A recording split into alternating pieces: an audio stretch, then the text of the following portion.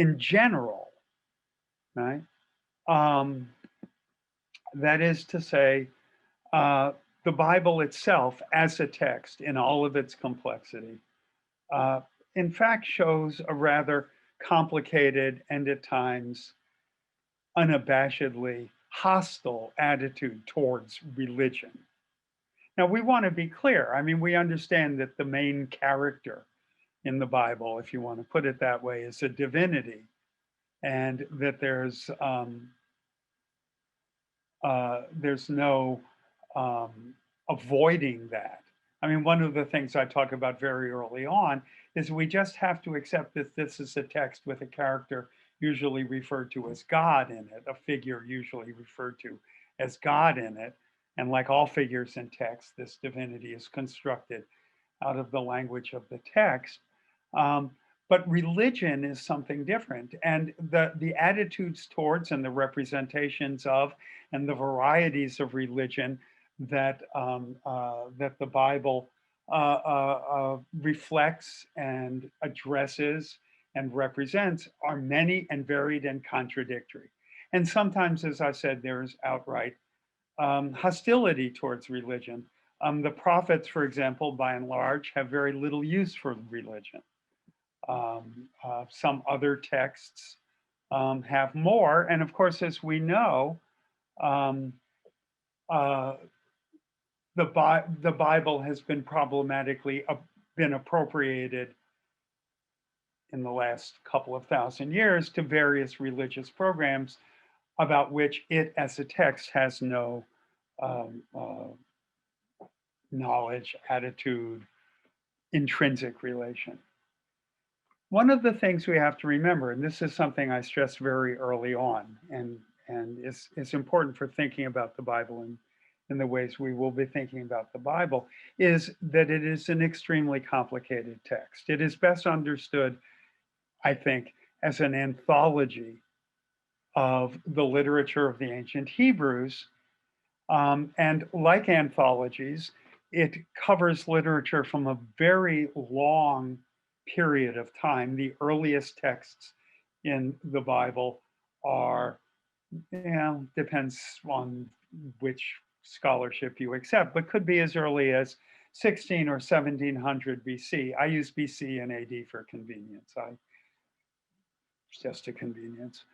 16 or 1700 BC, some psalms which seem to be identical to Ugaritic sacred poetry and so on and so forth. Certainly, some of the narratives date to the 14th century or perhaps even a little earlier BC.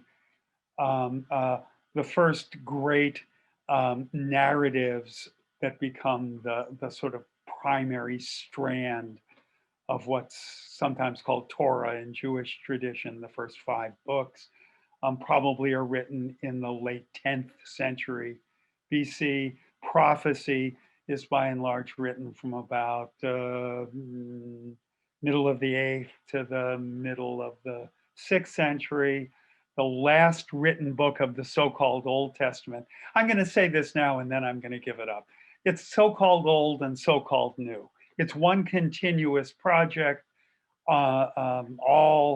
There's nothing old about the Old Testament, nothing new about the New, but it's another of those conveniences that we use. But the last book of the so-called Old Testament, written in about 160 BC, and then the earliest texts of the so-called New, probably the first parts of the book of Revelations that were written before anybody knew Jesus was out there in about 25 AD, and the last, probably, although there's lots and lots of argument about this, the last run through of John's Gospel. John's Gospel is written in sort of several drafts, it's supposed, or whatever, which would be about 110 AD. So any text that includes material over such a long period of time, reflecting a culture that underwent in that long period of time radical and vexed changes, is never going to represent a single religious attitude that it is going to promote. Right? But another reason why we sort of have to argue for teaching the Bible in this context is the argument that I've encountered occasionally, which is that no one but those who acknowledge the Bible as a sacred text should teach that text. Perhaps fearing that my intention or my project is myself to debunk the text or whatever. I've had plenty of students, I think, who have taken the Bible with me, who had sort of hoped almost that I would debunk the text. Uh, uh, uh, but I don't. And one of the things I say very early on is please don't come to me and say, oh, I found contradictions in the Bible, because the answer is always, of course you did. How could you not, given its compositional history and the fact that it represents a culture that loves to argue about stuff. Um, but that notion of sacred text is itself a very complicated one. And part of my answer to it, and part of my answer to why it's okay, is that all text is sacred text. And the Bible is not less, but not more sacred as a text than any of the other things that we teach. So, the first thing I want to say about how we teach the Bible in this secular and public context, or how I do, is that I announce the principles of my approach immediately, right up front, and more or less invite to leave those who can't accept those principles. Um, in other words, critically, in the public context, in the secular context, and in our context in the lit program and in the humanities program, the Bible, studying the Bible is not compulsory. Therefore, if you don't want to do it as the curriculum makes it available to you, don't. So that freedom to sort of choose one's relationship to the text and so forth, always remains open. However, if a student chooses to stay in the course, um, those principles of approach pretty much have to be worked with. I try to make this clear too. What you do outside of the classroom remains your business. And as this is still, for the time being, America, and we have certain freedoms of these kinds of choices, I am in no position, nor would I ever want to say how you should think about the Bible outside of my class. But inside of my class, these are the principles. And one of the parallels I give is you wouldn't take a biology class and say, but I don't believe in biology, I believe in special creation and so forth. You might believe in that, but then you shouldn't be taking bio.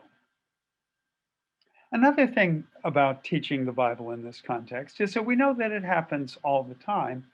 And frequently, when it happens, say in college curricula, it happens under the aegis of what is sometimes called the Bible as literature.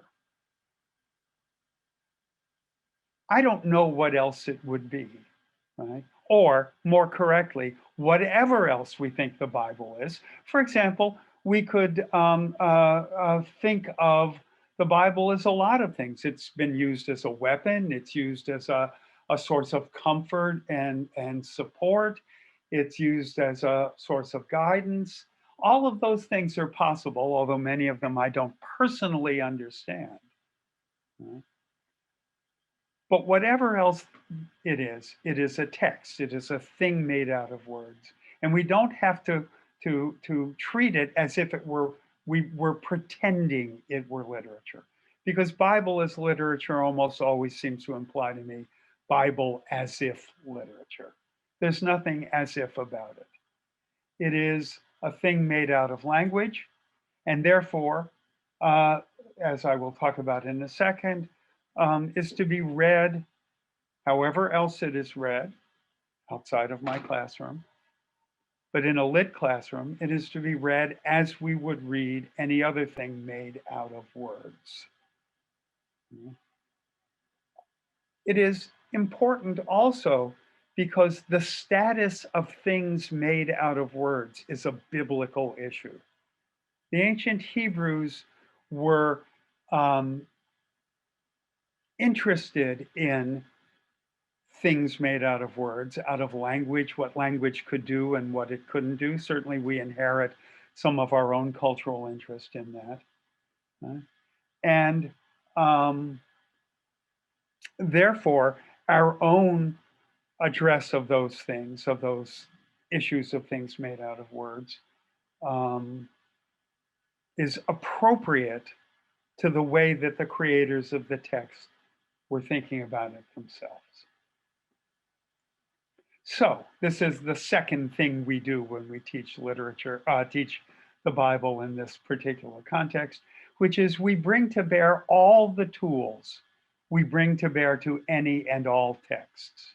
And I'm going to talk a little bit about some of them. Okay? But as you can see, part of the premise, one of the premises that I make clear at the start, is we assume that the Bible is something for us to interpret. Nobody owns the interpretation of the Bible. And that's in some ways a fairly controversial matter. I will again return to that along the way, but I want to make sure I say this now, and I will say it again. Among those who don't own the text is me.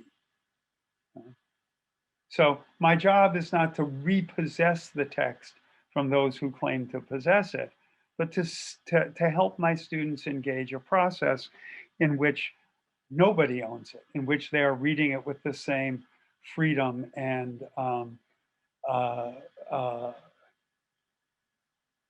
autonomy that they would read a poem by Emily Dickinson, for example.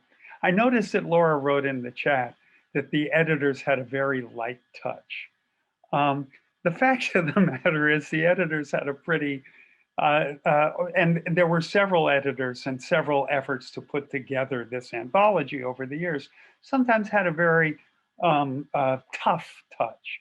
For example, the Thomas's gospel, the great Gnostic gospel, didn't get into the New Testament canon because Irenaeus, the bishop or Christian rabbi or whatever you want to call him, who was the head of that committee, had very, very stern ideas about Gnosticism and didn't want any outright Gnostic texts in the sacred canon. So there was a case where it was a pretty heavy touch. It's an interesting question, however, that we're probably not going to get into much today. So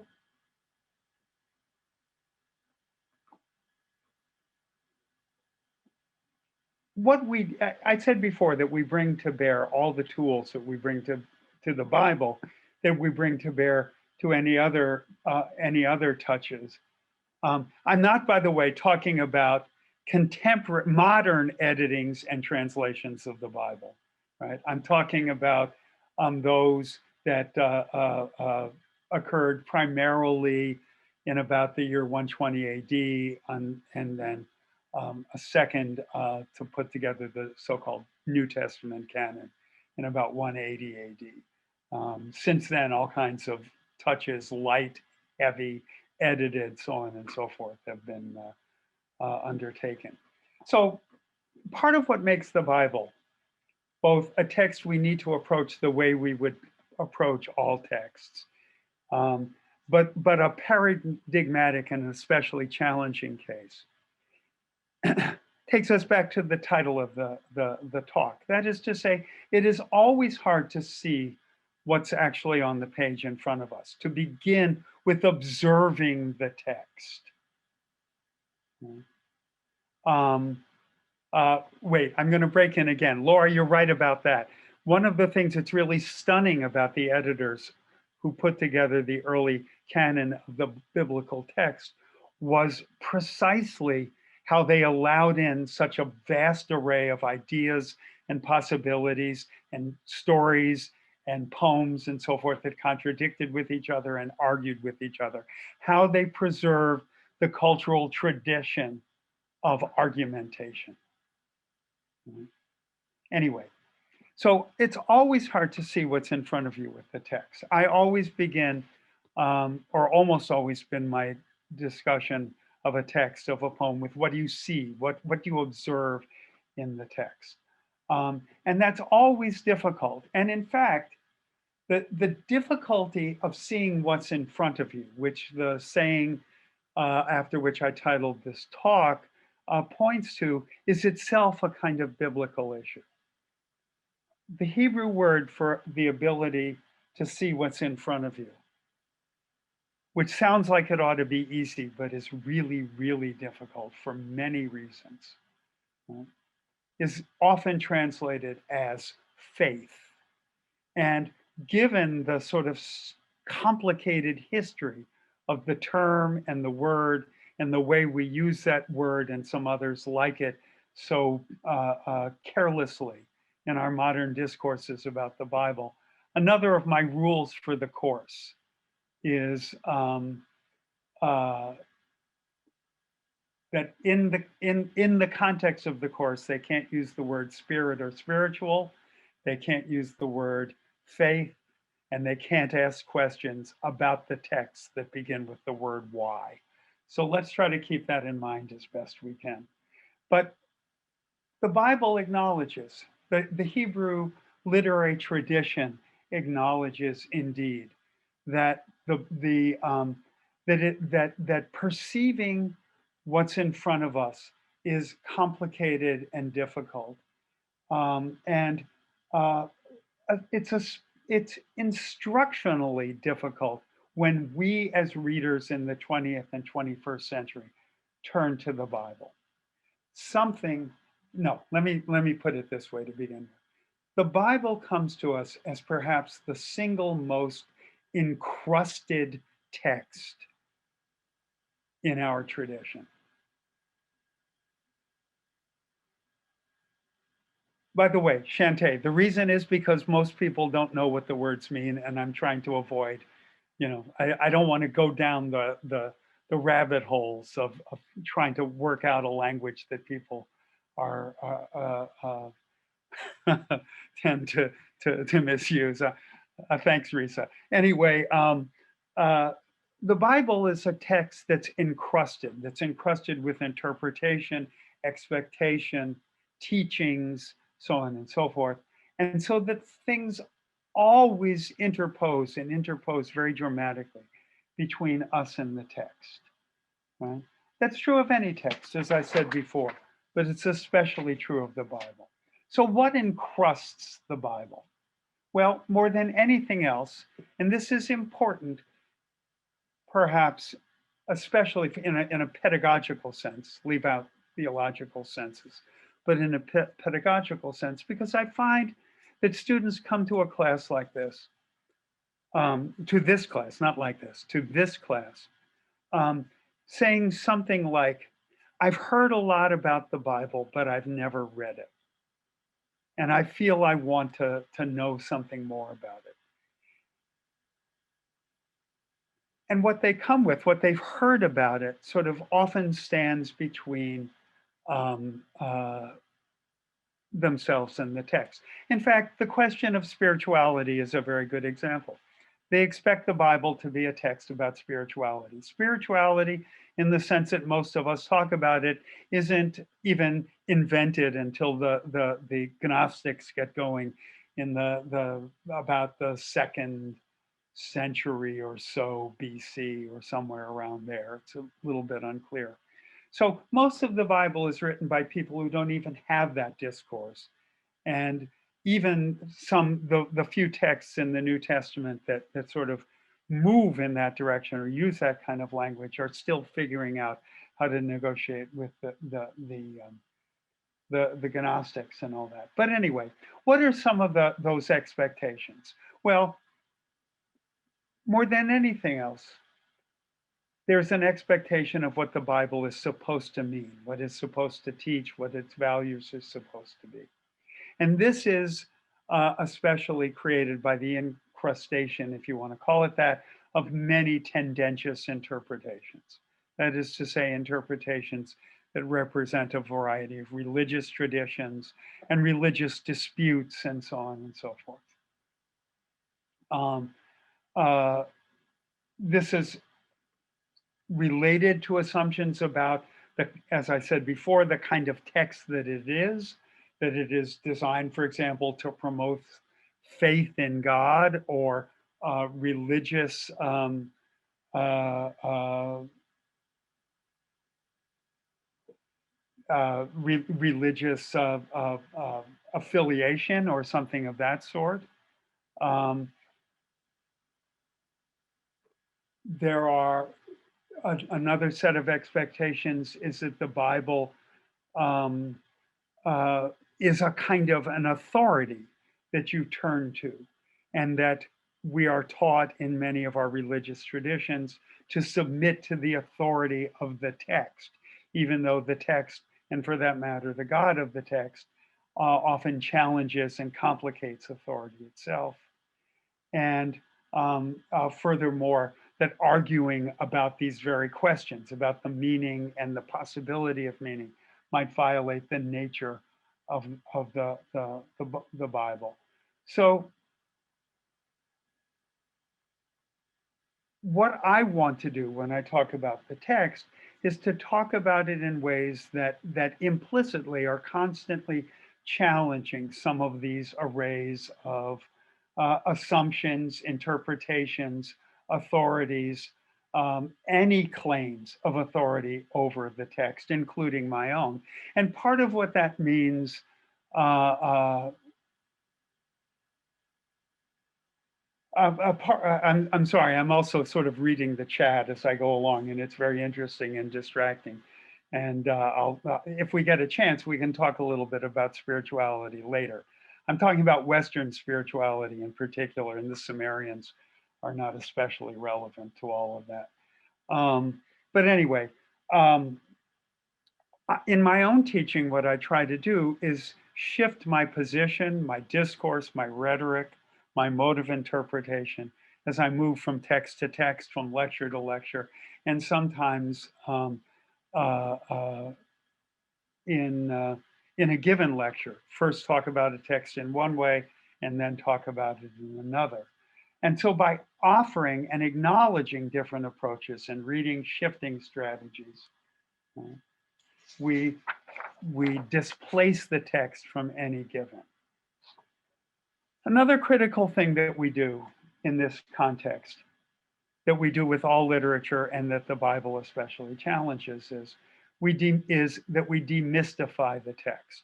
The Bible comes to us as a powerfully mystified text. Right? And the best way, certainly the most important way to demystify the Bible and to approach any literary text is to historicize, historicize, historicize. This is the critical emphasis, it seems to me, in this course. For example, just for example, back in the old days when I was in a physical classroom, not all that long ago, I hung a map on the board in the class. Not because we were always going to be uh, uh, uh, referring to it, although we did a great deal, but because the geopolitical history and context of the Hebrews is such a crucial informing element of what the Bible is and what biblical and how biblical literature and the biblical narrative unfolds. Um, and also because it is such a tendency when we come to the Bible with religious expectations to think that the Bible is free of history, that it's universal, it's transcendent, it's absolute, so on and so forth, and that uh, um, placing the Bible very as clearly as we can, at least in its historical context, um, is a critical um, is a critical element. But at the same time, sort of ironically, and I'm sure many of you have some sense of this, um, the we need to unhistoricize it. And when we turn in a minute or two to the text that we're going to talk about, I'm going to start with unhistoricizing that leads us into the historicizing of the text. And that text is going to be first the parable of the prodigal son in Luke's gospel. Right? And what I sometimes do then is talk about the text, retell or tell the stories or allude to them in terms and language that is distinctly contemporary in tone, at least, and sometimes in, if not content, in sort of machinery. You know what? I'm going to give you the example so you know what I'm talking about. I hope you had a chance to read the two texts I suggested. Um, uh, the prodigal son parable that's in Luke, and the story of the woman caught in the act of committing adultery that's in John's Gospel, chapter 8. The parable that Jesus tells about the prodigal son, which we'll turn to in a minute, and I will read out loud to you so we have it fairly freshly in our minds, comes in a context in the narrative and as the third of a series of exemplary stories that Jesus tells. And the question, what Jesus is being challenged on, is the question of why he spends so much time with sinners. Right? Why don't you spend more time with us? Right? The rich, yeah, the privileged people are saying, why are you spending time with the working class and the poor and with women and with tax collectors and all those people we don't really care about? And the focus of the three stories is not about, as it were, social history or virtue or anything of the sorts. It's about the particular celebratory nature of recovering someone who is lost. And the tropes sort of build from the first story, which is basically about a shepherd who finds a lost sheep, to the second story, which I'm going to tell you in this demystifying, historicizing, unhistoricizing way that I sometimes do it, which will then take us into the parable itself. And then the great parable of the prodigal son, which is by far the most complex. So the second story goes something like this. Actually, it goes nothing like this, but it sort of goes like this. A woman goes to the ATM, Jesus says, and she withdraws $500. Let's pretend you can get $100 bills out of an ATM, okay? So she gets 5 $100 bills out of the ATM. She puts them in her pocket and she goes home. She gets home, she takes the money out. She only has 4 $100 bills. And she's very upset. She goes through her pockets. She goes through every pocket. She goes through every pocket again. She goes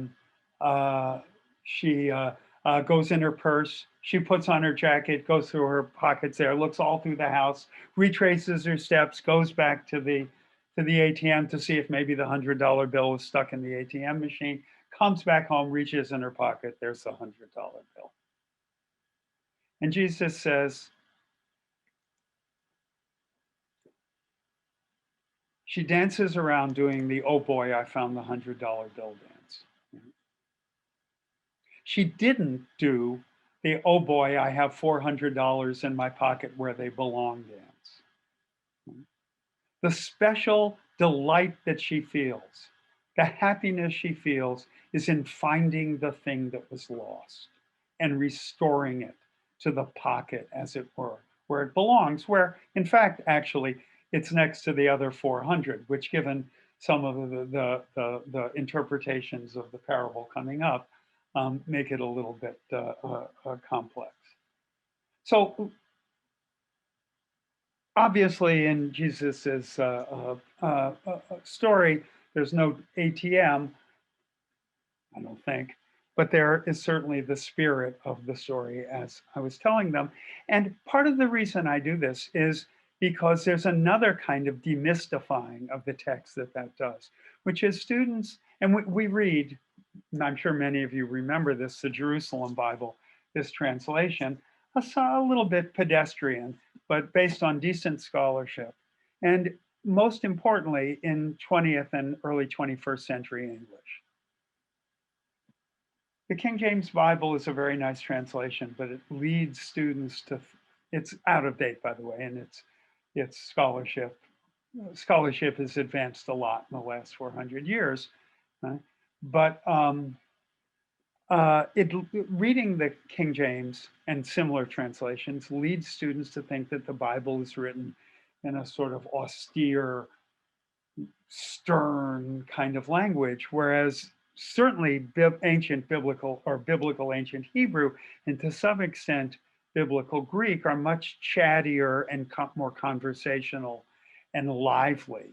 And therefore, putting biblical narrative in that kind of language also sort of changes their relationship to the text a little bit, makes it less austere, takes it out of that formal, stern situation and into something a little bit more familiar. And I guess the last thing that I want to say about what we do in the classroom with all literature, but especially the Bible, is that no matter what we say, no matter what you say, whatever the questions asked or the objections raised or the observations made, we can always say, yes, but. In other words, there is always more to say about the text. And the Bible, frankly, for the most part, all right, there's some parts of it which are not, of which this is not quite true. But the Bible is by and large an extremely rich and elegant text. And it sustains this kind of reading and this kind of opening up of the reading with, as well as any text. So I'm going to turn to Luke's gospel now and read the parable of the prodigal son. And what I'm going to read it, and then I'm going to talk about it a little bit. And if we can, if you can use your hand raising marker, or somehow we can figure this out, we're going to talk a little bit about the parable itself. Now, this is, as I said, a teaching story, and it's a teaching story that's specifically about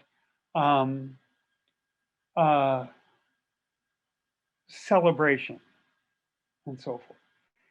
Note, and I'm sure you, if you have any familiarity with the story, you're aware of this sort of tradition of interpretation, that it's often read as a story about the need to repent for your sins and be forgiven. It isn't. This is not a story about forgiveness. And look carefully or listen carefully as I read it to see how the story, in fact, explicitly dismisses that interpretation. And I'll say this now, and then I'll read it, right? The prodigal son, who's starving to death, working on a farm in a famine, feeding pigs, decides to go home to apologize to his father, not because he feels he had done anything wrong, but because he's hungry. That's the first thing. The text is very specific about this. Look, this is something about biblical, reading the Bible, biblical interpretation, and something always to keep in mind. Even well into the so-called New Testament, I've got to stop doing that. Even well into the New Testament, biblical narrative, Hebrew narrative, Jewish narrative in this context tends to be sparse of detail. So when you get a detail, pay special attention to it. And the detail that I want you to note as I read this out loud is a wonderful detail.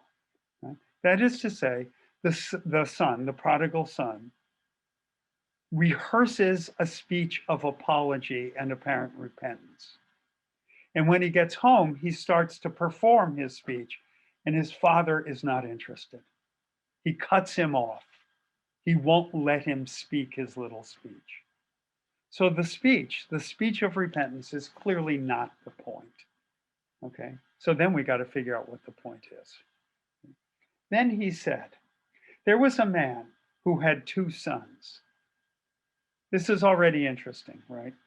Because usually in this kind of folk tale, you have three sons or whatever. And that's not an unusual biblical motif. But here there are two sons.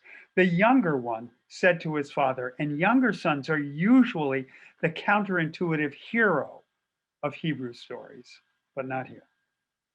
Well, sort of. The younger one said to his father, Father, let me have the share of the estate that will come to me. Right? You're going to die. Why should I wait? Give me my cut now. So the father divided the property between them. A few days later, the younger son got together everything he had and left for a distant country. Usually, when I'm telling this story on my own, I call it Las Vegas, where he squandered his money on a life of debauchery. I wish my Greek were better. I'm curious about what the actual term there is. Maybe some of you know. And if so, please put it in the chat.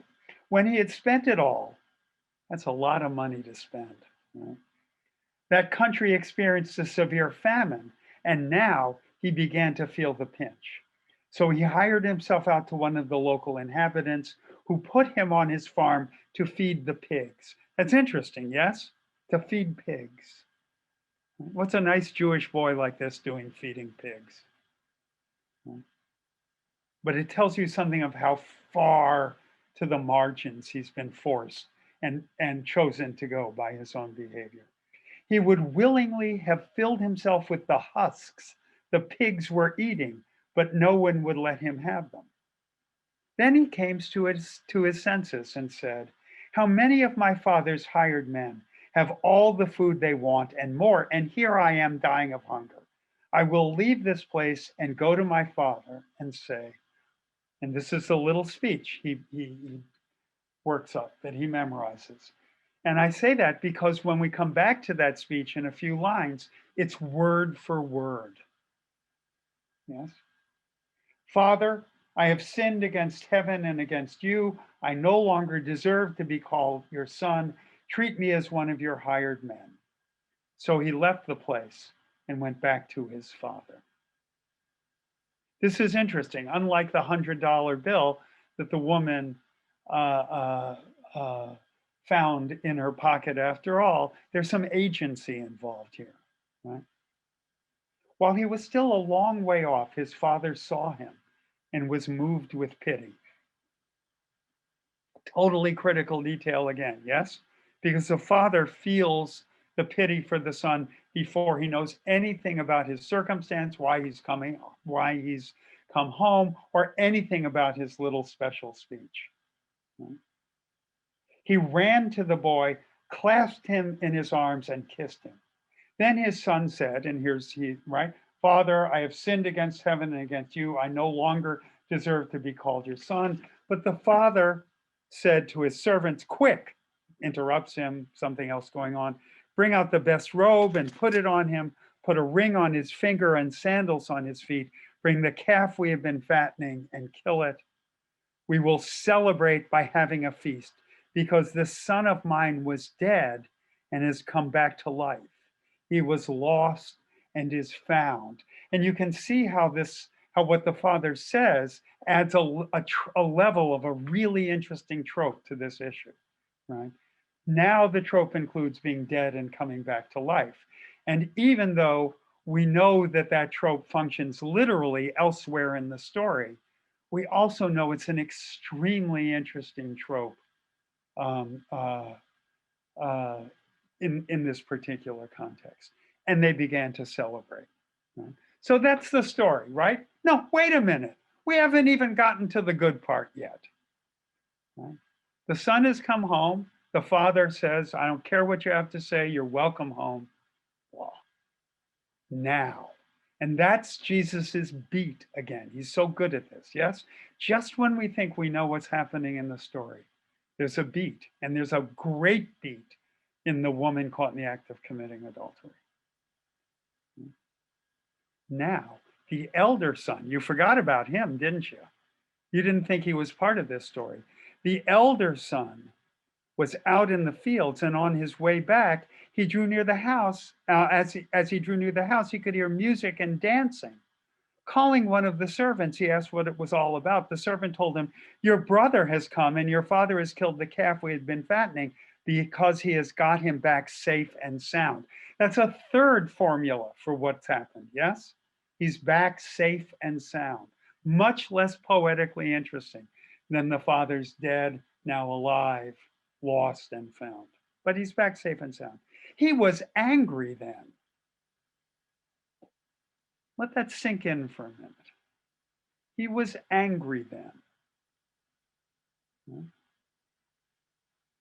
and refused to go in. And his father came out. Notice that the father went out to greet the younger son, and now he comes out to greet the older son.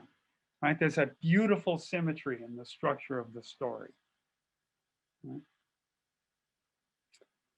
And began to urge him to come in. But he retorted to his father, and the text doesn't say it directly, but it says it indirectly. And I usually tell this story with a big visual stamp of the foot, because he stamps his foot and says, what all of us older brothers or younger brothers or human beings say in similar contexts sooner or later, which is, it's not fair. I worked and I slaved for you and never once disobeyed any of your orders, yet you never offered me so much as a kid for me to celebrate with my friends, but for this son of yours, he won't acknowledge the relationship. It's got an interesting parallel in the famous Good Samaritan parable, when the lawyer won't acknowledge that the hero of the parable is a Samaritan. But this son of yours, when he comes back after swallowing up your property, he and his women, you kill the calf we had been fattening. Now, this is an interesting argument, right? And to be taken pretty seriously. And of course, the older son in this version of the story is the $400 bills in the pocket, right? I was always there. I was always reliable. Right? And I don't get any credit. You don't acknowledge me. It's not fair. Okay. The father's response is the sort of critical issue in the parable, right? Because if we thought this was a teaching parable, right, in which we were being taught the good religious of virtue of repenting for your sins so you may be forgiven and welcome back in. Notice that, as it were, the sinless older brother refuses to go in. Right? And the father is, as I hope I have established, the father is not interested in the son's repentance, which is dubious to say the least. Right? The father doesn't care where he's been or what he's done. But anyway, the father said, "My son, you are with me always, and all I have is yours." That's the hardest phrase in this parable. I'll come back to it. My son, you are with me always, and all I have is yours. But it was only right we should celebrate and rejoice, because your brother here was dead and has come to life.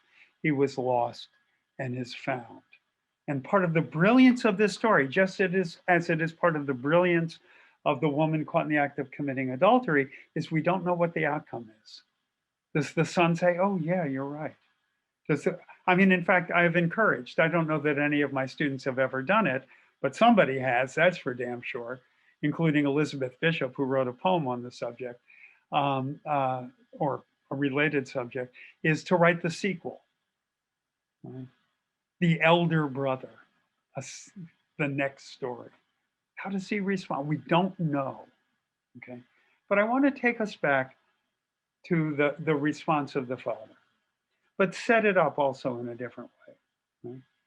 If we take this in the sort of conventional religious interpretation, right, which is that it's designed, this is a teaching story designed to teach us something about sin and repentance.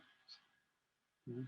Just as many people take the story of the woman caught in the act of committing adultery to be a story about judge not lest you be judged. We'll get there.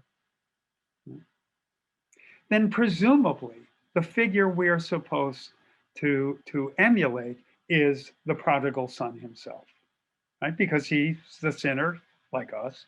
He repents and he is brought in, except that's not what the story says. So that probably means we are not supposed to emulate the prodigal son.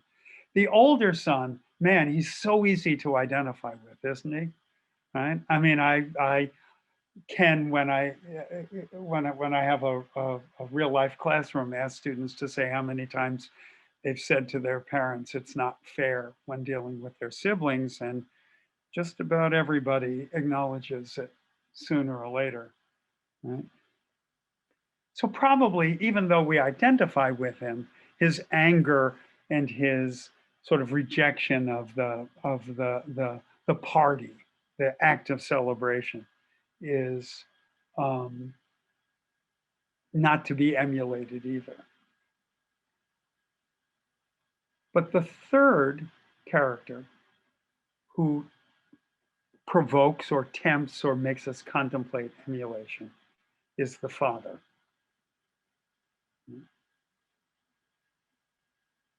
And I think what's to be emulated in the father is suggested in that extraordinary line, all I have is yours. What's extraordinary about that line, of course, is the story starts with him dividing his all up into two parts and giving one of them to the younger son. And we could imagine, if we were filling this out with sort of contemporary motives and so on and so forth, that the older son is worried that the younger son is going to do it again. Sometime in the near future, he's going to say, you know, Dad, I can't imagine him calling his father Dad. You know, Father, you've got, you know, old man, that's what he would call him. You know, old man, you've still got an enormous amount of money. Divide it up again. I'm going to get half of that, right? So give it to me, and off he goes again. And the older son is looking at a sort of Zeno's paradox of inheritance, right? Where he always gets half, right? But that half gets smaller and smaller and smaller. Except the father says something different. He says, all I have is yours. Again, sort of on the surface of it, it seems that that's just not true. And it wouldn't be true if what we were talking about was estate, money, goods, property, even land. That you can't say that. But there is one thing that you have all of it. You can give half of it or all of it to somebody, a son, for example, and still have all of it left to give to somebody else, another son, for example. That giving it doesn't diminish it or divide it or reduce it. There's only one thing I know that works like that in the entire universe. And that's what this parable ultimately is about, and how and why the Father is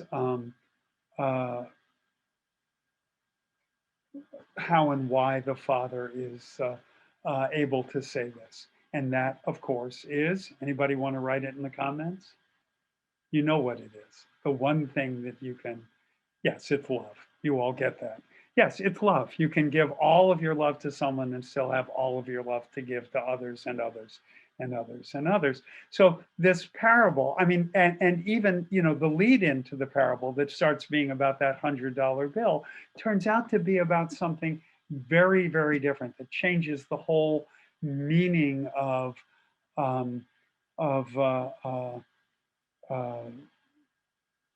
celebration and delight and so on and so forth. And so what we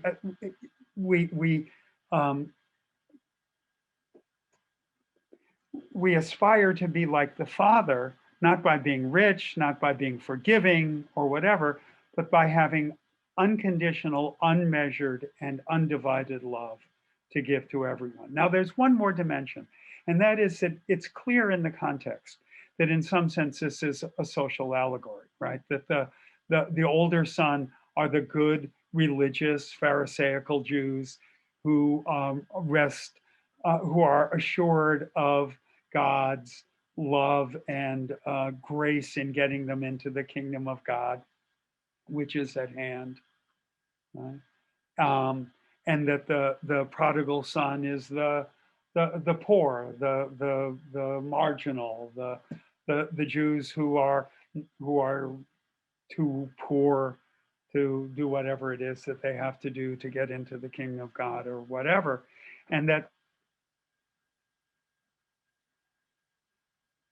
in some sense or other, the story looks ahead to that great moment in John's gospel when the disciples, even though, and John's gospel is based on the Jewish festal calendar, Jesus takes the disciples through the entire festal year and says to them finally at the end, you've done everything a good Jew can do.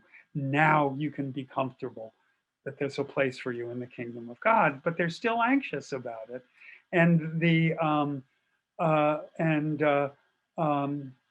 Jesus says, don't worry about it. My Father's house, the estate, as in this, is a huge house, and there's a room in it for everyone. And so the elder son and the younger son, the dutiful son and the son who's only dutiful when he's hungry. There's a place for all of them in the kingdom, and that becomes not a story then about sin and repentance, but about generosity and what becomes called in the Christian context later on, perhaps grace. Now, that being said, not that there's not more we could say, I want to turn to the story in John's gospel of the woman caught in the act. And this is in John 8, if you want to read along. And it's much shorter and a very strange and complicated story. In fact, it's not even clear that this was written by John, right? Who we assume is the disciple. Right? But they didn't know what to do with it, and it's a great story. So it's in John's gospel. I actually think there is a detail that perhaps places it in the context of John's writing. In John's gospel, of all the gospels, Jesus gets along badly with his family and especially his mother.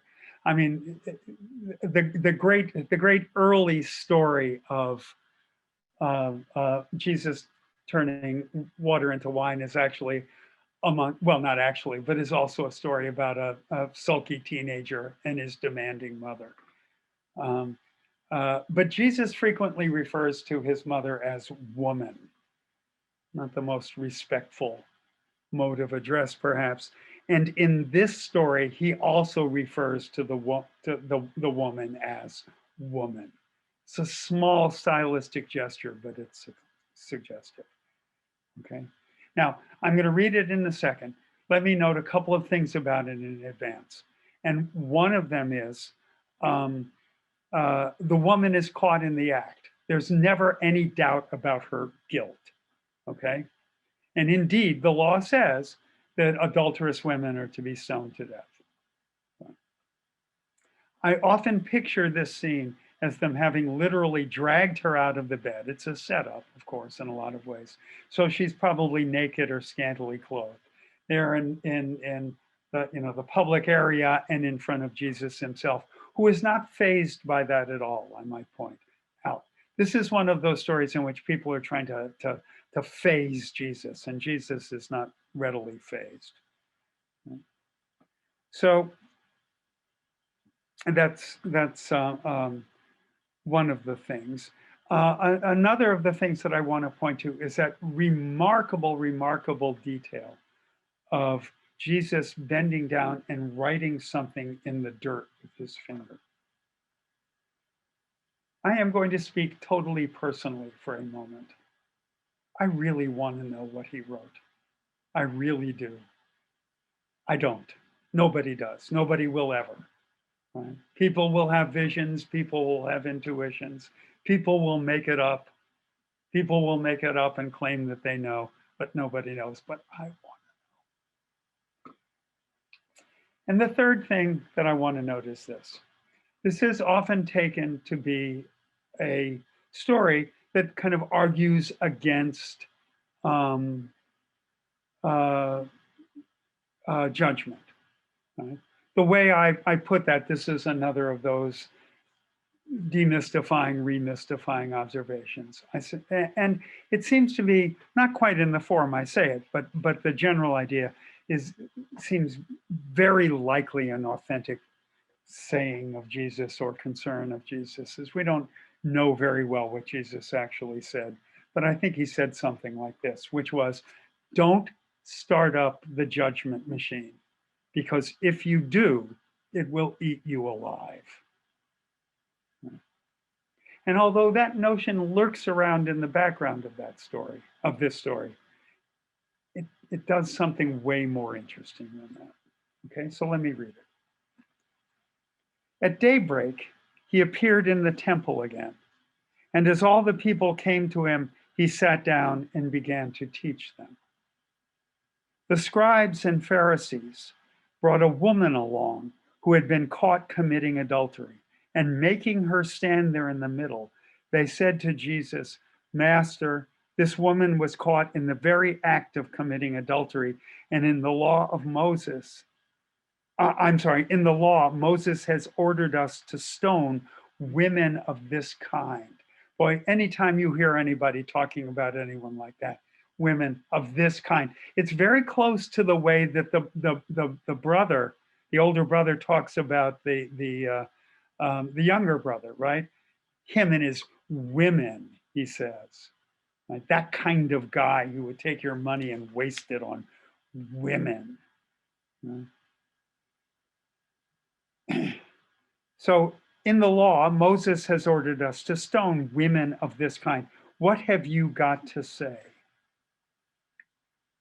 They asked him this as a test. Those kinds of glosses are not so interested. We get it, right? But Jesus bent down and started writing on the ground with his finger. As they persisted with their question, he straightened up and said, "Fine, stone her," he says. "But let the one among you who is guiltless be the first to throw a stone at her." Very clever answer, right? He doesn't say disobey the law or ignore the law. Just let's see how we're actually going to perform the law here. When they heard this, they went away one by one, beginning with the eldest. I like that, right? That youngest guy in the crowd, man, he's trying to figure out if he can make the claim that he's without guilt and therefore can throw a stone. And of course, the implicit detail, which is how much he wants to throw a stone at this woman, is really horrifying. But anyway, he can't do it, and he goes away until the last one had gone, and Jesus was left alone with the woman, who remained in the middle. Okay, so that's the don't turn on the judgment machine, right? The mob with the naked woman is ready to turn on the judgment machine. Jesus says, "I don't think you want to do this. It's not going to work out well." And for whatever reason, and we get no insight into their reasons, except nobody is willing, in fact, finally to make the claim Jesus challenges them with, to being without sin, to being guiltless. Nobody is willing to turn on the judgment machine. But here comes the beat. Right? Jesus again straightened up and looks her right head on, apparently, face on, face to face, body to body. Woman, he says, "Where are they? Has no one condemned you?" "No one, sir," she replied. "Neither do I condemn you," said Jesus. And here's where the beat comes, just before the last sentence of this story. Right? which is to say, again, the text doesn't say what the woman is thinking, does it? But I know what the woman is thinking. She's saying, man, I beat the rap. I got off. I was guilty, totally guilty, caught in the act, and I'm off the hook. Beat. Now, or go away, Jesus says, and from this moment, sin no more. Or, as I like to put it, now, he says to her, change your life. Now, there's a lot to be said about that. He couldn't have given her a harder task. That's one of the things Jesus excels at, yes? I mean, the famous example is at the end of John's Gospel in that great Seder talk that he gives, right? Where he says, I've taken you through the entire festal calendar. You've done everything that a good Jew could do, is expected to do. This prepares you for entry into the kingdom of God. You're all set. And then he's got another beat, right? And the beat is, oh, wait, one more thing, he says. Love one another. Oh, shit. Right? He saved the really hard thing for last, just as he does here, right? The woman, she's off the hook. She's not going to get stoned as the law says she should.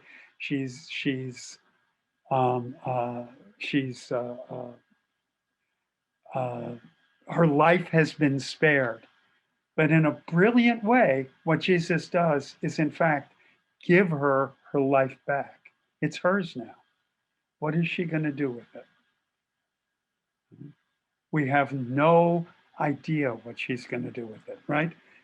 I mean, I suppose there are readings that see this as being about the Magdalene or somebody or something like that, but we don't know. We don't know whether she takes this new life that Jesus is offering her and in fact makes something of it or not. But part of what I also love about this story that takes it away from the realm of judgment is Jesus' sense that it's never too late. Right? Here's a naked woman dragged out of an adulterous bed, and he's saying, you can have a life if you want one. It's up to you now. I'm going to give you not that life, but your chance to have that life. Now, I guess what I want to say, just to end up, even though what I hope to do, now is sort of as best I can throw it open, and we might try to do this through the chat. Although I will happily, if people want to raise their hands, is take some questions and extend the conversation for a little while more. I promised Nadej that I would shut us down at 20 after 7, which is 20 minutes over the time allotted for the talk. I promised her I would shut us down at 20 after, which means if we shut down at 25 after, it'll be good. But anyway, is that as you can see, these are very highly charged, very complex and elegant ideas and issues. But what I've tried to do is take them out of the conventional religious assumptions about what these stories mean. And in particular, if I can say this, I'm going to say it anyway, if I can say this,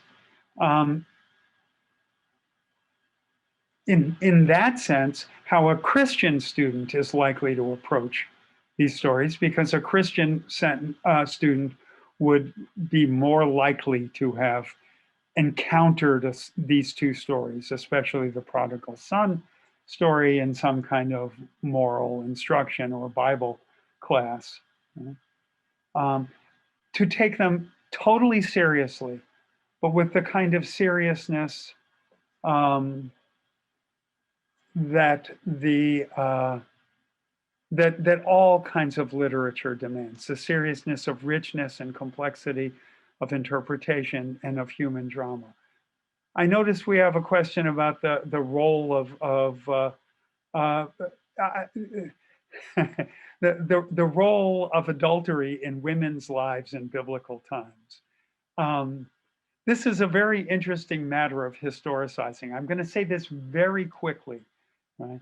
Which is to say, um, human beings in characters in the Bible and human beings in biblical times lived lives as morally complicated and messy as we do.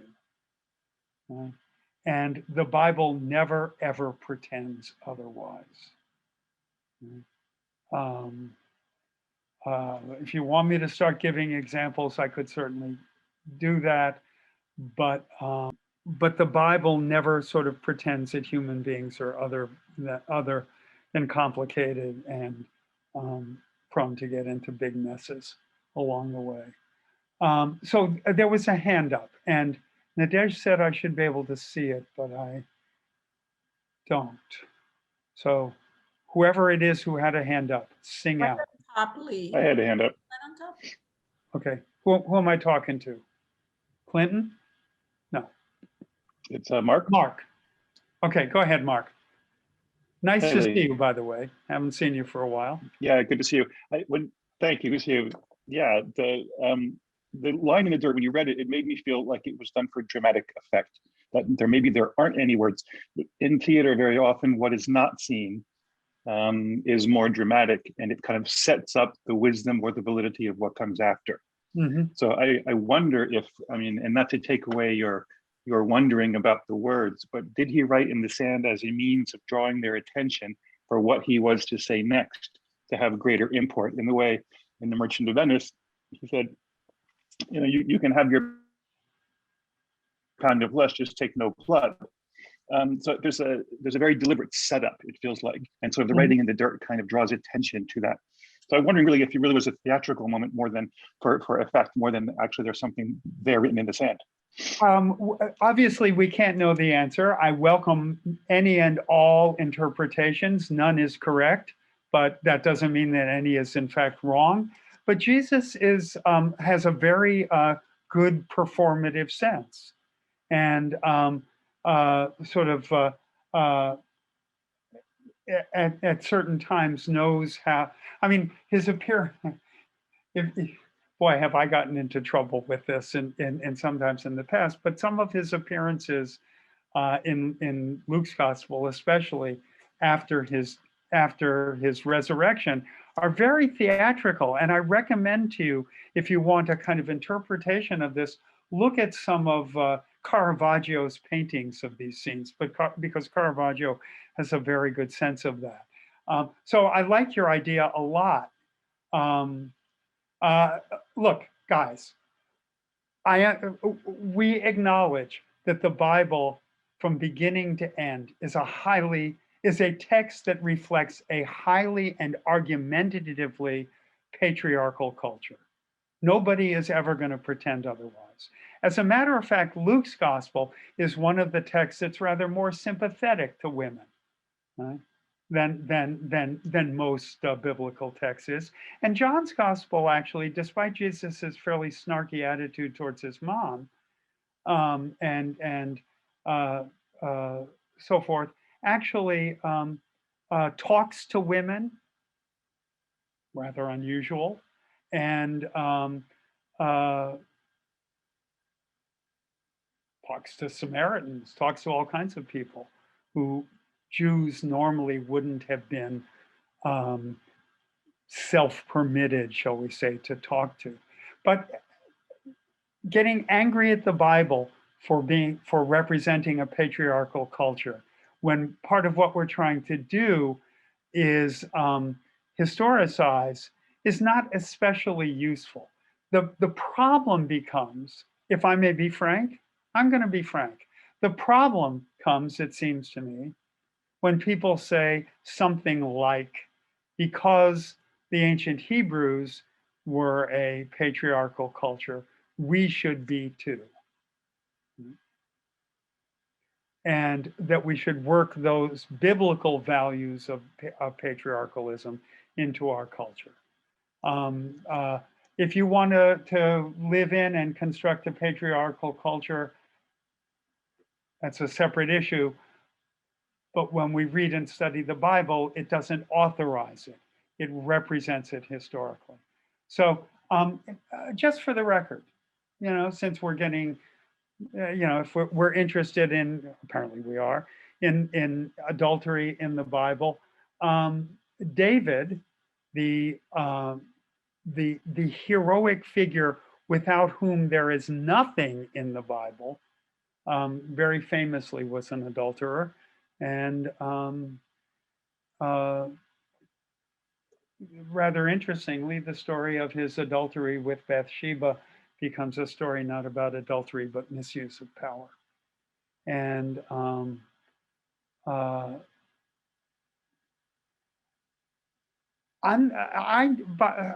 there was a note there from Nora. I never said there was no value in noting the patriarchy in the Bible. There's every value in noting it.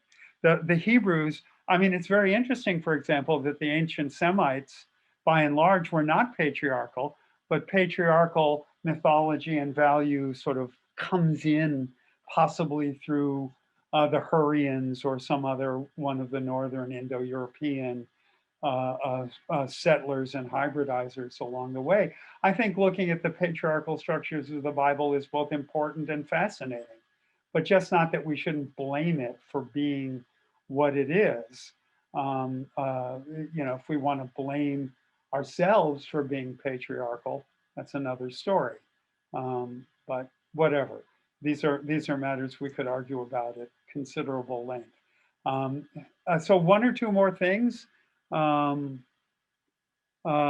Anybody else? Any other questions that anyone would like to raise or whatever? Here's what I'm going to do, Nadesh, if this is okay. I'm going to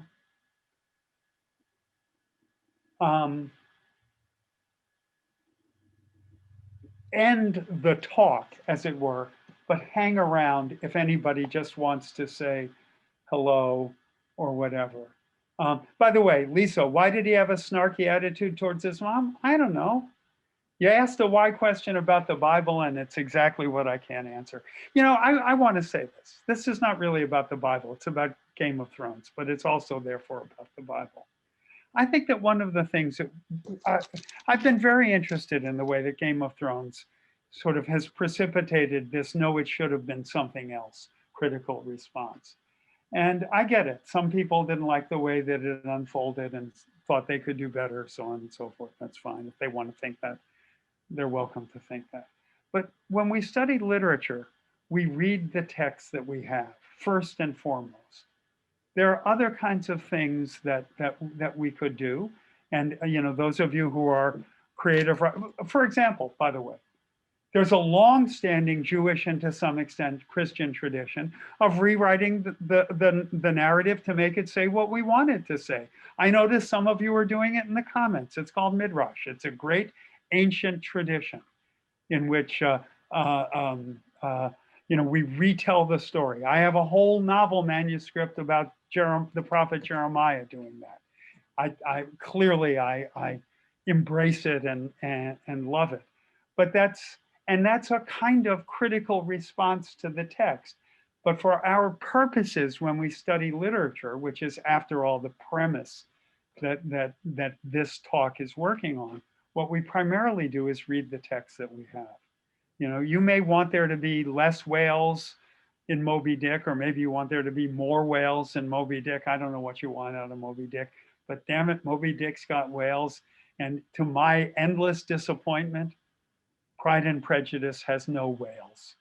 And I'd be much more inclined to read it with pleasure if it had more whales in it. But it's not up to me, right? Even though, again, notice we get midrash on things like Pride and Prejudice, right? Pride and Prejudice and Vampires, or whatever the hell it was called. No, Zombies? Which was it? Zombies or Vampires? I forget what the Bible has a great fish, actually.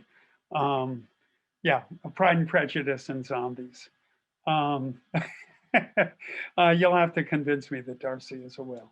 Anyway, But you see my point. We have an array of critical responses, um, depending on what we want a text to do for us. But since our primary task here is reading the text in front of us, that's where we. Lee, we have Laura who's has her hand up for a while. Laura Zorian? Cameron. Oh, Laura Cameron. Okay, go ahead, Laura. Hey there, Lee. I just wanted to give you a little flash from the past because I could. Thank you. I really appreciate it. I appreciate. I do appreciate all of you coming to the talk. And Nadej, if you're still there, if you can save the chat and send it to me.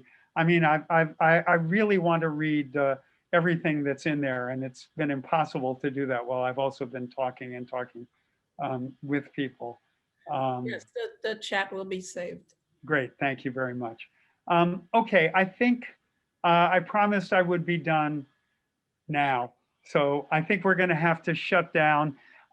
If any of you want to get in touch with me, two things. One, you can always email me. You know how purchase email works. You know, my name, lee.schlesinger@purchase.edu. But also I'm on Facebook, and if you want to sign up and converse with me, messenger with me that way, I'd love to see you.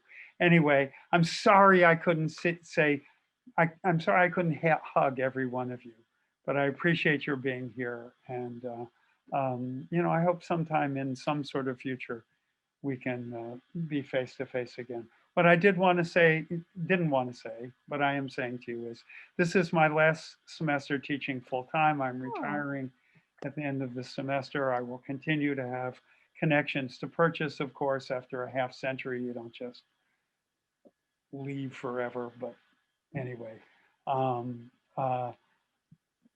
Thank you again for all your good words, for all of your attention, and all of the good feeling that came through the airwaves here. So I'm signing off, and I hope to hear more from you. Thank you. In other places. Bye, everybody. Bye-bye. Thank you, Lee. Bye. Bye. Goodbye. Thanks Thank so you, much. everyone. Best Thank wishes. you. See you Friday. Goodbye, thank you. Bye, Purchase peeps. This was my first class with you, and I loved it.